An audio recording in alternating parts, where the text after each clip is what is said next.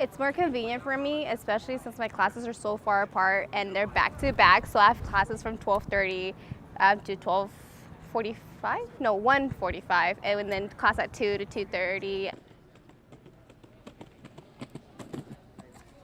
I choose to ride a paintboard around school because it's convenient to get to places faster. Like if you have a 10-minute gap between classes and your classes are across campus, you can get there faster.